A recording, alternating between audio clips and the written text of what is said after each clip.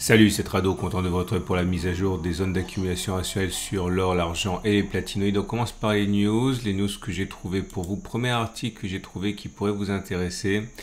Alors c'est un article qui vient du site L'or et l'argent et qui indique en fait de manière claire un fait souvent sous-estimé, c'est le gigantisme du marché de l'or. On a tendance à voir ça un petit peu comme une niche, mais en fait, il n'en est rien. C'est un marché absolument énorme et on le voit notamment à travers des éléments qui sont les stocks d'or détenus pour permettre la liquidité du marché physique de l'or. On y retrouve également d'autres éléments très intéressants sur les évolutions récentes, les stocks d'or des États-Unis par pays, puis la Chine, etc. Bref, un très bon bilan enfin très bonne photo de l'actualité de l'or et des chiffres qui régissent ce marché. Deuxième article que j'ai trouvé pour vous et qui pourrait vous intéresser. En fait, non, c'est pas un article, c'est pour bien comprendre ce qui se passe actuellement parce que je reçois beaucoup de messages me demandant mais que se passe-t-il, pourquoi l'or ne monte plus, pourquoi alors que tout le monde voit des records. Eh bien, actuellement, c'est surtout la stabilité et l'attentisme. En fait, il faut bien comprendre que rien n'a changé depuis l'année dernière. Vous avez des effets et des explications à court terme et des effets et des explications à long terme. À long terme, ça va être des choses comme l'inflation, les données démographiques, etc. À court terme, c'est les taux d'intérêt. C'est la politique des banques centrales américaines et européennes essentiellement, mais pas uniquement. L'idée, c'est que pour acheter de l'or, il faut que ce soit intéressant à court terme. Et lorsque les taux montent, eh bien, ça rend l'investissement en or moins intéressant parce que eh bien, l'argent que vous achetez, que vous utilisez pour acheter de l'or, c'est de l'argent que vous n'utilisez pas pour placer votre argent. C'est l'un ou l'autre, ça s'appelle un coût d'opportunité. Et forcément, lorsque les taux sont forts, eh bien, le coût d'opportunité d'acheter de l'or est plus important. Certains vont se dire, bah non, je préfère dans ce cas placer mon argent à des taux d'intérêt élevés. Et le truc, c'est que la hausse de l'or était notamment motivée ces récents mois, je ne parle pas des éléments géopolitiques, par le fait que les taux d'intérêt devaient baisser. Si les taux d'intérêt devaient baisser, eh bien l'investissement en or devenait relativement plus intéressant que l'investissement en quelque chose d'autre. Et là, les nouvelles font que, avec le ralentissement de l'inflation, que les banques centrales se disent qu'il n'y a peut-être pas trop d'urgence à baisser les taux d'intérêt et donc du coup l'or se retrouve un petit peu dans une situation ambiguë où on pensait qu'il allait profiter de la baisse des taux, mais cette baisse des taux elle est repoussée. Donc voilà ce qui se passe actuellement. C'est rien de plus que finalement une variation sur le même thème de ce qui s'est passé en 2023, à savoir les vents porteurs à moyen long terme et des vents contraires à très court terme.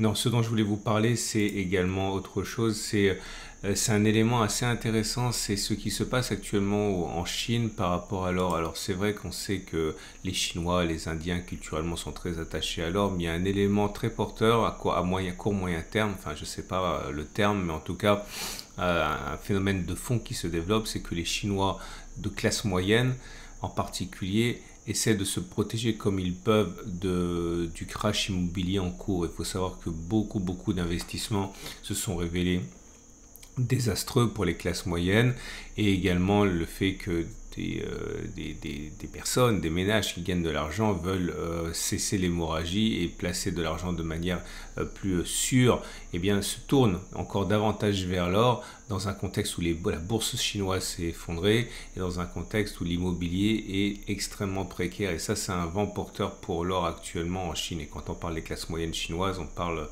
Voilà, c'est plus grand que toute la population française, quoi. Donc c'est un vent qui est assez intéressant à prendre en considération. Et dernière chose que j'aimerais mentionner avec vous, c'est eh bien tout simplement l'interview de Jean-François Faure par Vidéo Bourse. Alors c'est intéressant parce que bon, difficile de trouver plus proche du terrain et plus au courant de ce qui se passe dans l'actualité que Jean-François Faure, qui est président créateur de Au Coffre et qui, comme vous le savez, est une plateforme majeure d'échange de l'or et la première en France. eh bien, c'est son opinion que Vidéo Bourse est venu chercher, et notamment sur les éléments qui devraient attendre l'or en 2024. Je vous laisse découvrir ça. Tous les liens sont en dessous de la vidéo, et on passe tout de suite aux zones d'accumulation rationnelle. Avant toute chose, je vous rappelle quand même que ce format vous est apporté, vous l'aurez compris, c'est mon sponsor de toujours, par Au Coffre. Vous avez la possibilité, si vous le désirez, d'acheter de l'or et de l'argent avec Au Coffre et de vous le faire virer chez vous, ou alors de le stocker à l'étranger hors du système bancaire. Mais j'aimerais surtout vous parler d'une série de vidéos que j'ai faites, que vous pourriez trouver intéressante. C'est une série que j'ai réalisée pour Cryptcool. Cryptcool, je ne sais pas si vous le savez, enfin je vous en ai parlé déjà, c'est une nouvelle plateforme d'achat simplifiée et sécurisée de Bitcoin. Il faut savoir que Bitcoin a perdu un peu de terrain ces derniers jours, ces dernières semaines. Si vous pensiez que c'était une bonne idée de finalement vous mettre au Bitcoin, mais que vous attendiez une consolidation, eh bien vous l'avez, votre consolidation, hein. C'est peut-être le moment. Et l'avantage de Cryptcool, c'est que eh bien c'est hors internet, c'est-à-dire c'est en garde froide, c'est la technologie Au Coffre, hein, puisque c'est la maison mère, c'est Au Coffre. Donc vous êtes sûr de ne pas vous faire hacker électroniquement par internet votre wallet, quoi, hein, puisque bon, c'est en garde froide. Et la troisième chose que j'aimerais vous mentionner à cet égard, c'est que j'ai produit une série de vidéos pour Cryptcool, justement, qui pourrait vous intéresser, parce que j'y reviens sur les bases de l'analyse technique. C'est in progress, comme on dit en anglais, hein. Donc c'est à dire que vous avez le premier qui était comment lire un graphique. Alors c'est pour le Bitcoin, mais c'est valable pour l'or, pour l'argent, pour tout. Et également comment je trace les zones de support et de résistance. On me demande souvent comment je les trace, ces zones de support et de résistance. Vous avez des explications très simplifiées ici pour avoir des zones de support, les mêmes que les miennes, quoi, hein, sur l'or, l'argent et tout ce que vous voulez. La troisième qui va arriver là, parce que c'est une série, c'est sur l'accumulation rationnelle. Donc moi je trace mes zones d'accumulation rationnelle. Donc bref, faites un tour là si vous voulez en savoir davantage. Vous avez peut-être plus le temps, là c'est le week-end. Vous avez tous les liens en dessous de la vidéo. On passe aux zones d'accumulation rationnelle. Voilà le graphe de l'or libellé en euros, comme on l'a dit tout à l'heure, toujours attentiste. La tendance pour l'instant de long terme est haussière, la tendance de fond également, puisqu'on est au-dessus de la M200 et de la M50 qui monte. On a des retours réguliers sur la zone d'accumulation de 18,42, 18,00, mais pour l'instant pas de véritable velléité de rebond technique. Les bougies Aiki-Nashi montrent toute cette indécision, avec des bougies qui sont rouges, vertes, en alternance avec mèche haute et mèche basse. Bref, aucune conviction pour l'instant. Zone d'accumulation rationnelle 18,42, 18,00. Pour l'or, mais libellé en dollars, c'est pareil, manque cruel de conviction pour le réseau qu'on a évoqué. La tendance de long terme est encore haussière, la tendance de fond est plutôt neutre, puisqu'on est en dessous de la M50 qui monte. Zone d'accumulation rationnelle 1974 $, bougie Aiki-Nashi là aussi neutre, avec des bougies mèche haute, mèche basse qui alternent rouge et vert.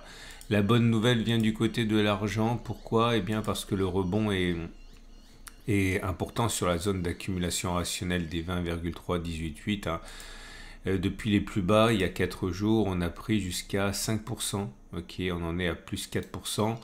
Zone d'accumulation rationnelle, on l'a dit, 23,18,8. Tendance de fond et tendance de long terme baissière, hein, puisqu'on est en dessous de la M50 et de la M200 qui descend. Maintenant, c'est surtout un entrelacement, hein, des moyennes mobiles. Donc, c'est plutôt, on va dire, neutre, avec ballottage favorable au baissier. Pour l'argent libellé en dollars, c'est pas mal également. La zone d'accumulation rationnelle des 22,3, 21,7 a bien fonctionné. Tendance également plutôt neutre à baissière. On passe au platinoïde, et ces mêmes platinoïdes, alors c'est la bonne nouvelle du côté du palladium, je trouve, puisque alors le palladium qui n'arrête pas de décevoir, on est bien d'accord, hein, mais qui semble pour l'instant provisoirement trouver un petit répit sur la zone des 935 827 €. La tendance de long terme et la tendance de fond sont baissières, hein. Mais en tout cas, voilà, zone d'accumulation rationnelle pour le palladium en euros, et c'est pareil pour le palladium en dollars, avec une zone d'accumulation sur les 915 834 $ qui a bien fonctionné. On n'est plus sur zone d'accumulation rationnelle, hein. On l'a touché juste et puis on a rebondi. C'était cette semaine, la semaine dernière. Tendance de long terme et tendance de fond baissière. Et pour le platine, nous sommes dans une situation également, on va dire, encourageante pour la suite, puisque comme vous pouvez le voir, le rebond depuis les plus bas s'établit. Alors c'était la semaine dernière, on a pris quand même, voilà, 4%. Ouais, 4%. C'est insuffisant pour repasser au-dessus des moyennes mobiles, tendance de long terme et tendance de fond toujours baissière, voire neutre. Mais la zone, on n'est pas en zone d'accumulation rationnelle, hein. Les points cerclés sont les zones sur lesquelles on a eu des zones d'accumulation rationnelle. On est dans le dur là. Mais la vraie zone qui pourrait être intéressante, c'est celle des 795, 768 euros si on y va. Et c'est la même chose pour le platine, mais libellé en dollars. La tendance est baissière, malheureusement, hein, puisqu'on est en dessous de la M50 et la M200. On n'est pas sur zone d'accumulation rationnelle. La zone d'accumulation rationnelle, c'est 860, 827. On a déjà accumulé sur cette zone d'accumulation rationnelle. Ici, on n'a pas de raison de le faire encore. C'en est terminé de ce tour d'horizon des actualités et des zones d'accumulation rationnelle. Je vous souhaite une excellente journée. Si vous voulez donner de la visibilité à l'achat d'or, d'argent et de platinoïdes, vous pouvez liker cette vidéo. Vous pouvez également vous abonner si vous avez aimé le format. C'est mis à jour le mercredi et le samedi, comme ça vous ne l'aurez pas. Vous ne louperez pas les mises à jour. Et je vous dis donc à mercredi pour la mise à jour.